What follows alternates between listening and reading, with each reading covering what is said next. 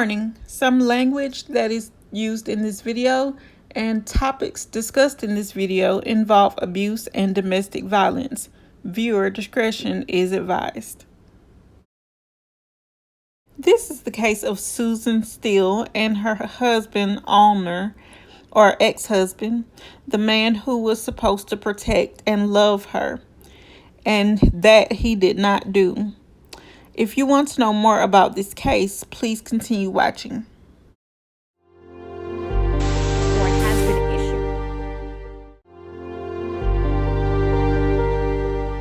And it's just so many questions that I have. Memorial sign It makes me really is on the run. And I bet he would run.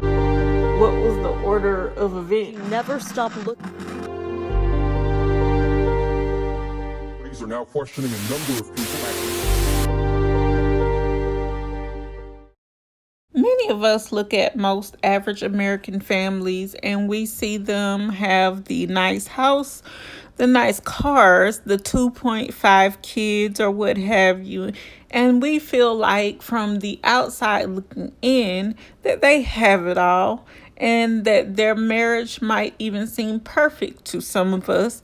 But truthfully, we never know what goes on behind closed doors. And that was sadly the case for Susan Steele and her husband, Allner, or ex-husband. Now, he is, as of 2007, he is serving a 36-year stint in prison for abuse, among several other charges that he received.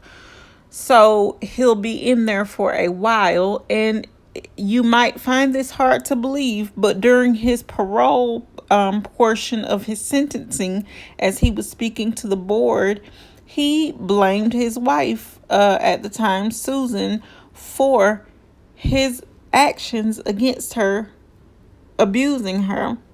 And so I don't think that he is willing to take accountability. Maybe after being in there some time, he's realized what he's done is wrong, but I seriously do not think so. And hopefully he serves all 36 of those years in prison, because that's where people like him, or scum of the earth like him, belong. I would insert clips of her that when she did the interview on Oprah, but sadly I don't think YouTube will allow me to show some of those clips because it involves her being abused, and so I can't show it. But I'll put a link to where you can go find the video and the interview of her talking about it, as well as showing the video that I believe is about 51 minutes long, where she's being abused. In one clip, you see her get kicked, and even one clip, he had his foot on her face, which is really dehumanizing to anyone, no matter who you are.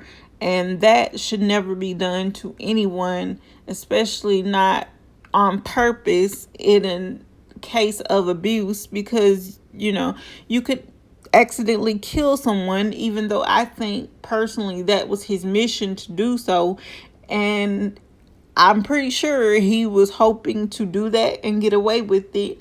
But as luck would have it, he didn't get the chance to do that, although she did sustain injuries from other beatings that she had that were not recorded on actual film to be viewed.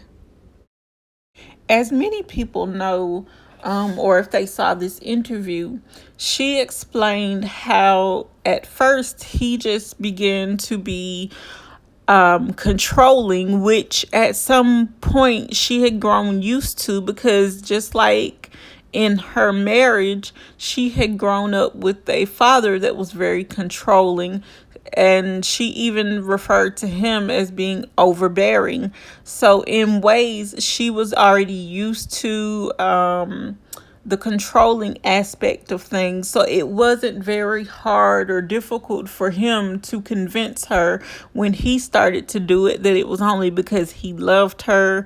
He didn't want anything to happen to her. So that's why he said certain things and acted in certain ways. But of course, we all know that that's how abuse starts. They begin to control who your friends are, who you can't be friends with. They even start to isolate you from those people and isolate you from your family, so that they can have more control, and so that it'll make the process of them being able to abuse you a lot smoother without any interference, which he had done. But unfortunately, guys, that brings me to the end of this video. There will be a part 2. So for anyone who has not subscribed already, please make sure you subscribe. Don't forget to leave me a like, and please leave me a comment. And until next time, guys, thanks for watching, and I'll see you on the next one.